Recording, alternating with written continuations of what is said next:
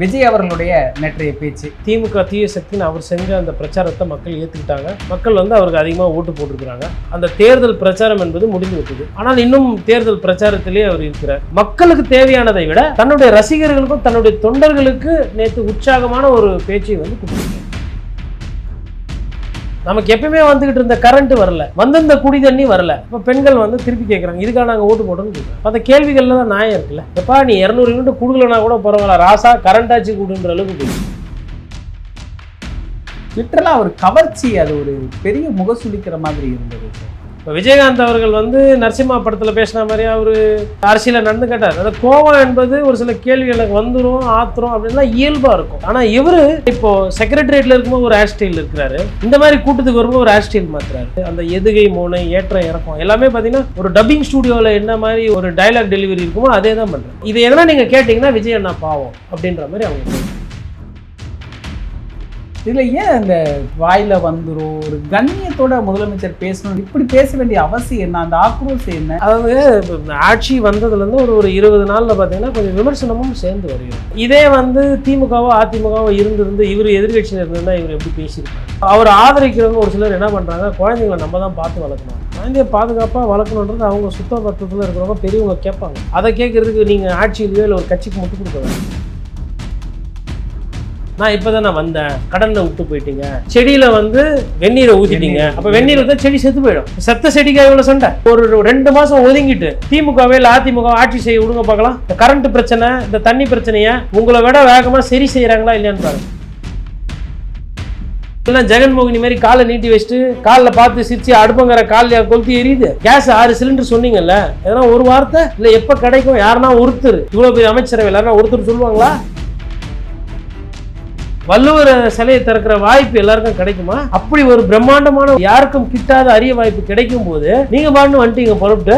டெல்லியில இருக்கிறவங்க ஜேஎன்யூல என்ன நினைப்பாங்க, நம்மளா ஜவஹர்லால் நேரு யூனிவர்சிட்டியில ஒரு சிஎம் ஒரு திருவள்ளூர் சிலை வந்து அப்புறமா திறப்பாருன்ட்டு போயிட்டாருங்க.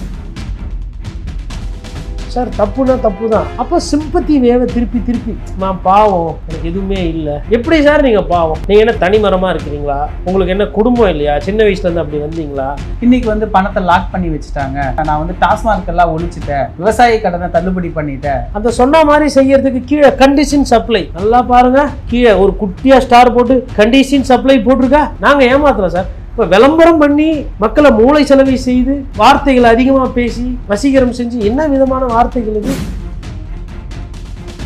ஸ்டாலின் சாரை பார்த்தா எப்படி தெரியுது? பார்ல வேலை செய்யற மாதிரி தெரியுதா? அவரே வந்து ஒரு 6000-7000 பார்ல போய் உட்காந்து டெய்லி கிளாஸ் எடுத்து திறந்து அப்படி எதனா தோணுதா? இல்லை என்ன சொல்ல வரீங்க நீங்க? உங்க படத்துலயோ இல்லை இளைஞர்களை நல்வழிப்படுத்துறதுக்கு நீங்க என்ன பண்ணீங்க? இன்னைக்கு நீங்க திமுக தீய சக்தின்னு சொல்றீங்க, அவங்களோட சேர்ந்து எத்தனை படம் நீங்க வந்து வியாபாரம் பண்ணீங்க? நீங்க வந்து அது அப்படியே பாத்தீங்கன்னா ஒரு எதிர்கட்சியில் இருக்கிறவங்க என்ன பேசுவாங்களோ அதை பேசியிருக்காங்க.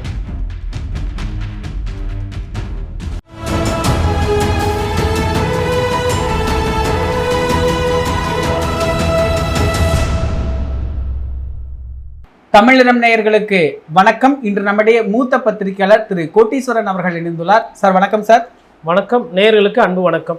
விஜய் அவர்களுடைய நேற்றைய பேச்சு எப்படி பார்க்குறீங்க சார்? அவர் வந்து இன்னும் கொஞ்சம் மக்கள் சம்பந்தப்பட்ட விஷயங்கள் பேசியிருக்கணுன்றது நான் ஒரு பத்திரிகையாளராக பார்க்குறேன். ஆனால் இங்கே வந்து அரசியல் என்பது நிறைய பேசப்பட்டு விட்டது, பிரச்சாரம் என்பது பண்ண விட்டது. திமுக தீய சக்தின்னு அவர் செஞ்ச அந்த பிரச்சாரத்தை மக்கள் ஏற்றுக்கிட்டாங்க. அதிமுகவுக்கு வந்து அது வந்து இன்னும் பெருசாக இல்லை அப்படின்னும் ஒரு பிரச்சாரம் அவர் முன் வச்சுருந்தார், அதையும் மக்கள் ஏற்றுக்கிட்டாங்க. மக்கள் வந்து அவருக்கு அதிகமாக ஓட்டு போட்டிருக்கிறாங்க. அப்போது அந்த தேர்தல் பிரச்சாரம் என்பது முடிந்து விட்டது. ஆனால் இன்னும் தேர்தல் பிரச்சாரத்திலே அவர் இருக்கிறார். அதை தாண்டி வந்து அவர் வரப்போகிற இடைத்தேர்தலுக்கு உண்டான வேலையை நேற்று ஆரம்பிச்சிட்டார். ஸோ அப்போது ஒரு பிரச்சார மோட்லேயே தான் இருக்கிறார் விஜய். மக்களுக்கு சேவை செய்யணும், மக்கள்கிட்ட சொன்ன வாக்குறுதிகளை நிறைவேற்றணும், இல்லை இருக்கக்கூடிய பிரச்சனைகள், அதாவது ஒரு சிலதுக்கெலாம் பணம் தேவை கிடையாது, ஒரு சில செயல் திட்டம் இல்லை அரசு சரியாக செயல்பட்டாவே சரியாகிவிடும். அதை வந்து கூட அவர் வந்து எதுவும் தீவிரத்தன்மை காட்டின மாதிரி தெரியல. உதாரணத்துக்கு அவர் தான் பாட்டிலுக்கு 10 ரூபான்னு பாட்டு பாடினார். இப்போ இவர் வந்துட்டார். இவர் ஃபஸ்ட்டு என்ன சொன்னார்னா, நம்ம வந்த உடனே அப்படின்ற மாதிரி ஒரு சில பஞ்சு டைலாக்லாம் பேசியிருந்தார். அப்போ அந்த பஞ்சு டைலாகவே இருக்குது தவிர்த்து அதுக்குண்டான தீர்வுகள் என்பது வரல. பாட்டிலுக்கு 10 ரூபா வாங்குறதுன்றதுக்கு வந்து அதை தடுத்து நிறுத்த முடியல. இப்போது கிட்டத்தட்ட வந்து அவர் பதவியேற்று இப்போ ஒரு மாதம் முடிஞ்சு போகுது. அது போன மாதம் தேர்தல் முடிஞ்சு ஒரு 3 வாரம் 4 வாரம் ஆயிடுச்சு. அப்போ 20 நாள் கடந்து அவரால் அந்த பாட்டிலுக்கு 10 ரூபா வாங்குறத நிறுத்த முடியல, அவரோட அரசால் முடியல. காவல்துறை வந்து ஒரு சில நேரத்தில் வந்து எப்படி சட்டம் ஒழுங்கு கண்ட்ரோலாக வைக்கிறதுன்றது சிக்கல் வருது. அப்போது ஆட்சி மாறிருக்கு, காட்சி மாறல. உடனே எல்லாம் மாறும் அப்படின்னும் நான் சொல்லலை, அவரும் அதை ஒத்துக்கிறாரு, டைம் வேணும். பட் மக்கள்கிட்ட நம்பிக்கையை வெளிப்படுத்துகிற மாதிரி எதனா சொல்லணும் இல்லையா? இப்போ உதாரணத்துக்கு 200 யூனிட்னு பிரச்சாரம் பண்ணார், ஆல்ரெடி ஒரு 100 யூனிட் ஃப்ரீ இருக்குது. இப்போ 200னா 300ன்னு நினைப்பாங்க. சரி 200 அப்படின்னா பழசு ஒரு அம்மையார் கொடுத்த ஒரு 100, ஜெயலலிதா அவர்கள் கொடுத்த 100, இவர் ஒரு 100, 200னா கூட ஒரு சாத்தியம் இருக்கும். ஆனால் 500 யூனிட்டுக்குள்ளே இருக்கணும்னு சொல்லிட்டு ஒரு புது கண்டிஷனை வந்து போட்டிருக்கு. அப்போது மக்கள் நலன் அப்படின்னு வரும்போது அதில் சிக்கல் இருக்குது.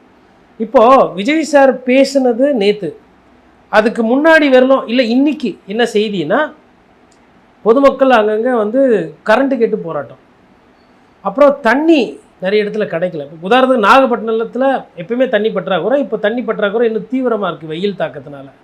திருத்தணியில் பள்ளிப்பட்டு அருகே வந்து தண்ணி கிடைக்காம மக்கள் போராட்டம், சாலை மறியல் நேற்று. சேலத்தில் தண்ணி கிடைக்காம கிராமங்களில் ஒரு சில இடத்துல குடங்களோட போராட்டம். அப்போது நீங்கள் சொன்னது வந்து ஒரு வசந்தம், ஒரு அருமையான ஆட்சி, அருமையான மாற்றம் நீங்கள் மக்களுக்கு சொன்னீங்க. வந்துக்கிட்டு இருந்த தண்ணி வரல, நமக்கு எப்பயுமே வந்துக்கிட்டு இருந்த கரண்ட்டு வரல, வந்திருந்த குடி தண்ணி வரல. அப்போ நிர்வாகத்தில் இதெல்லாம் சிக்கலாக வருது. அப்போ இது எந்த அளவுக்கு, இதை பற்றி எதனா பேசுவாரா, இல்லை இதற்கு தீர்வு சொல்வாரா, இல்லை தன்னுடைய துறை அமைச்சர்கள் மீது ஒரு சில விமர்சனம் வரும். அதாவது ஊழல் குற்றச்சாட்டுகள் இல்லை, அமைச்சர்கள் வந்து ஒரு சினிமா மோகத்தில் இருக்கிறார்கள் என்ற விமர்சனம் இருக்குது. இந்த மாதிரி ஒரு விஷயத்துக்கெல்லாம் எதுவும் பேசலை.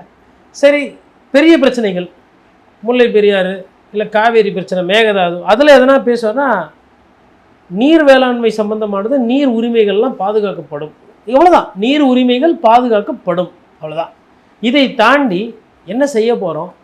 டிகே சிவகுமார்கிட்ட போய் பேச போகிறோமா, இல்லை மத்திய அரசை வந்து ஒரு கோரிக்கையை போட்டு அவங்க மூலயமா வந்து நீங்கள் ஜல்ஜீவன் துறை மூலமாக அதெல்லாம் செய்யக்கூடாது நீங்கள் சொல்லுங்கள், இல்லை அரசாணை பிறப்பிப்பீங்க, இல்லை கோர்ட்டுக்கு போய் கேவிட்டு போட போகிறோமா, இல்லை சட்ட எதுவுமே தெரியல. தெரிஞ்சுதா தெரியலையா இல்லை, ஆனால் நாட்டு மக்களுக்கு அவர் சொல்லலை. அதுதான் நேற்று அவர் வந்து நிறைய விஷயம் மக்களுக்கு தேவையானதை விட தன்னுடைய ரசிகர்களுக்கும் தன்னுடைய தொண்டர்களுக்கு நேற்று உற்சாகமான ஒரு பேச்சை வந்து கொடுத்துருக்காரு. நீங்கள் சொன்ன மாதிரி ஒரு எலெக்ஷன் கேம்பெயின் மூடில் தான் அவர் பேசினது இருந்தது, ஒரு முதலமைச்சராக இல்லை. இந்த வசீகரம், ஒரு மாயை வசீகரத்துக்கு பின்னாடி மக்கள் போயிட்டாங்க அப்படிங்கிறது தான் எல்லாருமே கோட் பண்ணது, அந்த தன்மையில் தான் பேசினது. லிட்ரலாக ஒரு கவர்ச்சி, அது ஒரு பெரிய முகசுளிக்கிற மாதிரி இருந்தது சார். வந்து அவருக்கு கவர்ச்சி இருக்குன்னா இருக்குது தான், அது வந்து அவர் அப்படி பண்ணியிருக்க வேண்டாம். அந்த நம்மளை பார்த்தா எப்படி தெரியுது கவர்ச்சி, அது மாதிரி அவர் பண்ணியிருக்க வேண்டாம். ஏன்னா முதலமைச்சர்கள் வந்து இதெல்லாம் பண்ணதில்லை. இப்போது நிறைய பேர் வந்து நடிப்புத்துறையிலேருந்து வந்திருக்கிறாங்க. நடிப்புத்துறைக்கு வந்ததுக்கு பிறகு சினிமா டைலாக் வந்து அரசியலில் அவ்வளோவா பேசினது கிடையாது, அந்த பஞ்சு டைலாக். அதுவும் இப்போ விஜயகாந்த் அவர்கள் வந்து நரசிம்மா படத்தில் பேசின மாதிரி அவர் இப்போ அரசியலில் நடந்து கேட்டார். அந்த கோபம் என்பது ஒரு சில கேள்வி எனக்கு வந்துடும், ஆத்திரம் அப்படின்லாம் இயல்பாக இருக்கும். அவர் எப்பயுமே இருக்கிற மாதிரி தான் இருந்தார். ஆனால் இவர் இன்னமும் வந்து பார்த்திங்கன்னா இப்போது செக்ரட்டரியேட்டில் இருக்கும்போது ஒரு ஹேர் ஸ்டைல் இருக்கிறாரு, இந்த மாதிரி கூட்டத்துக்கு வரும்போது ஒரு ஹேர் ஸ்டைல் மாற்றுறாரு. அந்த பாடி லாங்குவேஜ்லேருந்து அந்த பேசுறது, அந்த எதுகை மோனை ஏற்றம் இறக்கம் எல்லாமே பார்த்திங்கன்னா ஒரு டப்பிங் ஸ்டூடியோவில் என்ன மாதிரி ஒரு டைலாக் டெலிவரி இருக்குமோ அதே தான் பண்ணுறாரு. ஆர்பி உதயகுமார் இன்றைக்கி அப்படியே சொல்கிறார், இன்னமும் நடிச்சிக்கிட்டே இருக்காதிங்க, தயவுசெய்து முதலமைச்சராக பொறுப்பேற்றுக்கங்கன்றார். ஒரு முதலமைச்சரை பார்த்து ஒரு முன்னாள் அமைச்சர் முதலமைச்சராக பொறுப்பு எப்போ ஏற்பீங்க அப்படின்னா, அப்போ இவர் சொல்கிறாரேப்பா நீ இன்னும் நடிச்சுக்கிட்டு தான்ப்பா இருக்கிற, இன்னும் நீ வந்து ஒரு அரசியல்வாதியாக மாறலை அப்படின்ற அந்த துணிக்கு போகிறாங்க. இந்த மாதிரி விமர்சனம் என்பது வரக்கூடாது. இப்போ இந்த நேரத்துக்கு என்ன இருக்கணும்னா, பாருங்கள் தூய்மை பணியாளர்களுக்கு வேலை நிரந்தரம்னு அறிவிப்பு போட்டு அவங்கெல்லாம் கவர்மெண்ட் எம்ப்ளாயி ஆகிட்டாங்க, இதை பற்றி நீங்கள் என்ன சொல்கிறீங்க அப்படின்றது வரணும். அதே மாதிரி ஒப்பந்த தொழிலாளி வந்து சேகர்பாபு பண்ணவே முடியாது, நாங்கள் அவங்களுக்கு டிஃபன் கொடுக்குறோம், சாதம் போடுறோம், அதை போடுறோம், நாங்கள் அவர் வேலை வாய்ப்பு கொடுக்குறாரு, வேலையை கொடுத்துட்டாரு அப்படின்னும் போது திமுக கிட்டே கேட்பாங்க. அதிமுக கிட்டே இதை நீங்கள் என்ன நினைக்கிறீங்க, உங்கள் பீரியடில் தான் வந்து இந்த குப்பை வாடுறது, இந்த தூய்மை பணியாளர்லாம் வந்து ப்ரைவேட் பண்ணிங்க, நீங்கள் ப்ரைவேட்டு பண்ணிங்க, டெண்டர்காரங்களுக்கு கொடுத்தீங்க, கான்ட்ராக்டரை வளர்த்து விட்டீங்க, பொதுமக்களுக்கு வேலை வாய்ப்பு கொடுக்கல, பாருங்கள் மாற்றம் நடக்குது அப்படின்னு அப்பப்போ எஸ்பி வேலுமணிக்கிட்ட மைக்கு போட்டு கேட்பாங்க, சேகர்பாபு அவர்கள்கிட்ட, கேஎன்ஆர்கிட்ட மைக்கு போட்டு கேட்போம் நம்ம. ஆனால் இவர் என்ன பண்ணுறாருன்னா திருப்பியுமே வந்து ஸ்டாலின் சார் கேட்குதா சார் அவர் பாட்டுன்னு அமைதியாக இருக்கிறாரு. அப்போது ஒரு சில நரேட்டிவ் இருக்குல்ல, அந்த நரேட்டிவை திரும்ப திரும்ப திரும்ப திரும்ப செட் பண்ணுறாரு. இப்போது இது எதனா நீங்கள் கேட்டிங்கன்னா விஜய் அண்ணா பாவம் அப்படின்ற மாதிரி அவங்க போயிடும். அந்த வேலையை வந்து ரொம்ப தெளிவாக பண்ணுறாங்க. இதில் ஏன் இந்த வாயில் வந்துடும் ஒரு கண்ணியத்தோட முதலமைச்சர் பேசணும்னு நிறைய பேர் லேடிஸ் கூட இப்போ அதுக்கப்புறம் நம்ம பார்க்குறோம். இப்படி பேச வேண்டிய அவசியம் என்ன? அந்த ஆக்ரோஷம் என்ன? என்ன நடந்தது இப்போ அவருக்கு? ஏன் இவ்வளவு மாடுலேஷன் அவருக்கு தேவைப்படுது? அதாவது இப்போ ஆட்சி வந்ததுலேருந்து ஒரு 20 நாளில் பார்த்தீங்கன்னா கொஞ்சம் விமர்சனமும் சேர்ந்து வருகிறது. விமர்சனம் அது கிடக்குது, இருக்கட்டும், இல்லாமல் போட்டாங்க. மக்கள் பிரச்சனை என்பது உண்மை. சூலூரில் ஒரு குழந்தை இறந்துருக்காப்புல. இப்போது இதே வந்து திமுகவோ அதிமுகவோ இருந்திருந்து இவர் எதிர்கட்சியில் இருந்திருந்தால் இவர் எப்படி பேசியிருப்பார்? இப்போது அவர் ஆதரிக்கிறவங்க ஒரு சிலர் என்ன பண்ணுறாங்க, குழந்தைங்களை நம்ம தான் பார்த்து வளர்க்கணும், பாதுகாப்பாக வளர்க்கணுன்ற மாதிரிலாம் பேசுங்க. அம்மா எங்கே போனாங்க, அம்மா என்ன மனநிலை? நான் என்ன கேட்குறேன்னா, குழந்தைய பாதுகாப்பாக வளர்க்கணுன்றது அவங்க சுத்த பத்தத்தில் இருக்கிறவங்க பெரியவங்க கேட்பாங்க. அதை கேட்குறதுக்கு நீங்கள் ஆட்சியிலையோ இல்லை ஒரு கட்சிக்கு முட்டு கொடுக்க வேணாம். தண்ணி கேட்டு போராட்டம் பண்ணுறாங்க. தண்ணி கேட்டு போராட்டம் பண்ணும்போது பெண்கள் வந்து கோஷம் போடுறாங்க, அங்கே இருக்கிற ஆண்கள் கூட இருக்கணும். ஆண்களை வந்து திருத்தணி காவல்துறை கைது செய்யுது. இப்போ பெண்கள் வந்து திருப்பி கேட்குறாங்க, இதுக்காக நாங்கள் ஓட்டு போட்டோம்னு கேட்குறாங்க. அந்த கேள்விகளில் தான் நியாயம் இருக்குல்ல. எப்பா நீ 200 யூனிட் கொடுக்கலனா கூட பரவாயில்ல, ராசா கரண்ட்டாச்சு கொடுன்ற அளவுக்கு போயிடுச்சு. ஃப்ரீ கரண்ட்டே வேணாப்பா, கரண்ட்டு கொடு போதும் அப்படின்ற அளவுக்கு போயிடுச்சு. அப்போ இதெல்லாம் வந்து அவர் எங்கேயோ வந்து ஒரு இடத்துல ஏதோ காயப்படுது. இதை பற்றி பேசவும் முடியல. பிரதமரை போய் பார்க்குறாரு, 10 நிமிஷத்தில் வந்துடுறாரு. வேறு என்ன பேசுனீங்க என்னன்றதை வெளியில் சொல்லலை கொள்ளலை. அப்போது அவர் என்ன நினைக்கிறாருன்னா, அடுத்த ரவுண்டுக்கு தயாராகிறார். திமுகவும் அதிமுகவும் திருப்பி அடிக்கிறதுக்கு. நம்ம ஆட்சிக்கு வந்துட்டோம், அந்த கட்சி தோற்று போச்சு அப்படின்றது இல்லாமல் அவரோட பலம் எது? இது தன்னுடைய தொண்டர்களை சேர்த்து வைத்துக்கொண்டு இவர்கள் பேச பேச அவங்க ரசிப்பாங்க, சிரிப்பாங்க, கை தட்டுவாங்க, விசில் அடிப்பாங்க. இது இவரோட ஆயுதம். அவரோட ஆயுதத்தை திருப்பி எடுத்து இந்த நடை உடை பாவனை கலந்து அந்த ஆயுதத்தை திருப்பி வீசுகிறார். இவரும் அரசியல் பண்ணணும் இல்லையா? அவங்க கேட்குற கேள்விக்கு எதிர் அரசியலோ எதிர் திட்டமோ இல்லை மக்கள் சார்ந்த நலனோ இல்லை ஒரு தொலைநோக்கு பார்வையோ இல்லாத பொழுது என்ன பண்ணுவீங்க நீங்கள்? திருப்பி மறுபடியும் பழசு, நான் இப்போ தான் நான் வந்தேன், கடனில் விட்டு போயிட்டீங்க, செடியில் வந்து வேற ஊற்றிட்டீங்க, வெந்நீரை ஊற்றிட்டீங்க. அப்போ வெந்நீர் ஊற்றா செடி செத்து போயிடும். செத்த செடிக்காக இவ்வளோ சண்டை. 10 லட்சம் கோடிக்கு முன்னாடி 5 லட்சம் கோடி இருந்தது, 5 லட்சம் கோடிக்கு முன்னாடி 2 லட்சம் கோடி இருந்தது, 2 லட்சம் கோடிக்கு முன்னாடி 1 லட்சம் கோடி இருந்தது, 1 லட்சம் கோடிக்கு முன்னாடி 50,000 கோடி கடன் இருந்தது. எல்லாருக்கும் தெரிஞ்சது தான். அன்றைக்கி சொத்து வரி எவ்வளோ, இன்றைக்கி சொத்து வரி எவ்வளோ, அன்றைக்கி ஒரு பட டிக்கெட்டு விலை எவ்வளோ, இன்றைக்கி ஒரு பட டிக்கெட்டு விலை எவ்வளோ? அப்படி தானே பார்க்கணும். 10 லட்சம் கோடின்னு சொல்லும்போது பெருசாக இருக்கும். தமிழ்நாடு மாதிரி ஒரு மாநிலத்துக்கு 10 லட்சம் கோடின்றது 23-24 விழுக்காடுனுடைய கடன் அமைப்புக்குள்ளே இருக்குது. செய்ய முடியாததெல்லாம் இல்லை. வேணா ஒரு சாம்பிளுக்கு ஒரு 2 மாதம் ஒதுங்கிட்டு திமுகவே இல்லை அதிமுக ஆட்சி செய்ய விடுங்க பார்க்கலாம். இந்த கரண்ட்டு பிரச்சனை, இந்த தண்ணி பிரச்சனையை உங்களை விட வேகமாக சரி செய்கிறாங்களா இல்லையான்னு பாருங்கள். ஊழல் உங்களை விட அதிகமாக பண்ணுறாங்க, அது வேறு விஷயம். நான் பேசுகிறது நிர்வாக திறமை பற்றி பேசுகிறேன். மக்கள்கிட்ட சொன்னால் செய்யணும். 6 சிலிண்டர் சொன்னீங்க, கப்சுப்புன்னு இருக்கிறீங்க. எப்படி இருக்கிறீங்க? எப்படி எல்லாம் ஜெகன்மோகினி மாதிரி காலை நீட்டி வச்சுட்டு காலில் பார்த்து சிரித்து அடுப்பங்கிற காலில் கொளுத்தி எரியுது. கேஸ் 6 சிலிண்டர் சொன்னீங்கல்ல, எதனா ஒரு வார்த்தை அதை பற்றி எதனா ஒரு புரிதல் இல்லை? எப்போ கிடைக்கும்? யாருன்னா ஒருத்தர், இவ்வளோ பெரிய அமைச்சரவை யாருன்னா ஒருத்தர் சொல்லுவாங்களா? பேசினீங்க பெண்கள் பாதுகாப்பு, அப்படி பேசினீங்க. இன்றைக்கி எடப்பாடி பழனிசாமி ஒரு கேள்வி கேட்குறாரு, எப்பா சொந்தக்காரங்க நிகழ்ச்சி விட ரொம்ப முக்கியமாப்பா, கிரகப்பிரசம் அது இதெல்லாம் முக்கியம், அது வேறெல்லாம் பெண்கள் பாதுகாப்புன்னா 1 வாரம் லீவ் விடணுமா, வேடிக்கை பார்ப்பாங்களா பெண்கள் அப்படின்னு கேட்குறாரு. இந்த மாதிரி ஒரு விமர்சனம் வரலாமா? இதற்கு முன்னாடி இருந்த முதலமைச்சர்கள் மீது நிகழ்ச்சி ரத்தாய் இந்த மாதிரி விமர்சனம் இருக்கா? முதலமைச்சர் ஃபங்க்ஷன்னா இடி மின்னல் மழை புயல் எது இருந்தாலும் நடந்து நான் பார்த்துருக்குறேன். ஒரு முதலமைச்சர் நிகழ்ச்சி ரத்தாகுதுன்னா அரசு வந்து அதை வந்து சாதாரணமாக எடுத்துக்காதுங்க. இங்கே என்னடானா மக்களை போய் பார்க்குற பிரச்சாரம் ரத்து, அடிக்கடி ரத்து, விளக்கம் இல்லை. ஐயா தாத்தா சிலைக்கு மாலை சிலையை திறந்து வைக்கிறது, வான் புகழ் பெற்ற வள்ளுவன் அவர், வள்ளுவர் சிலையை திறக்கிற வாய்ப்பு எல்லாருக்கும் கிடைக்குமா தமிழ் போற்றும் நல்லுலகத்தில்? அப்படி ஒரு பிரம்மாண்டமான ஒரு வாய்ப்பு, யாருக்கும் கிட்டாத அரிய வாய்ப்பு கிடைக்கும் போது நீங்கள் பாட்டுன்னு வந்துட்டீங்க புறப்பட்டு. டெல்லியில் இருக்கிறவங்க ஜேஎன்யூலன்னா நினைப்பாங்க, நம்மளா ஜவஹர்லால் நேரு யூனிவர்சிட்டியில் ஒரு சிஎம் ஒரு திருவள்ளூர் சிலை வந்து அப்புறமா தரப்பாருன்ட்டு போயிட்டாருங்க. அப்போது ஒரு எதை எப்படி செய்யணும்? இன்னொன்று, இவர்கிட்ட போய் சொல்கிறதுக்கு நிறைய பேர் பயப்படுறதா தகவல். சிஎம் கிட்ட போய் எப்படி சொல்கிறது? சார் தப்புனா தப்பு தான். இந்த வேலைக்கு வந்துட்டதுக்கப்புறம் இந்த வேலையில் என்னவோ அதை பண்ணணும். அப்போ சிம்பத்தி வேவை திருப்பி நான் பாவம், எனக்கு எதுவுமே இல்லை. எப்படி சார் நீங்கள் பாவம்? எதில் பாவம்? நீங்கள் என்ன தனியாக இருக்கிறீங்களா? தனிமரமாக இருக்கிறீங்களா? உங்களுக்கு என்ன குடும்பம் இல்லையா? சின்ன வயசுலேருந்து அப்படி வந்தீங்களா? அப்புறம் நான் வந்து ஒரு ஏழை அசிஸ்டன்ட் டைரக்டர்ன்றீங்க. அசிஸ்டன்ட் டைரக்டராக அவர் வந்தப்போ அவர் ஒரு வாழ்க்கையில் ஓரளவுக்கு இல்லை. இவர் என்ன எந்த காலேஜில் படித்தார்? இவர் பெரிய காலேஜில் தான் படித்தார்.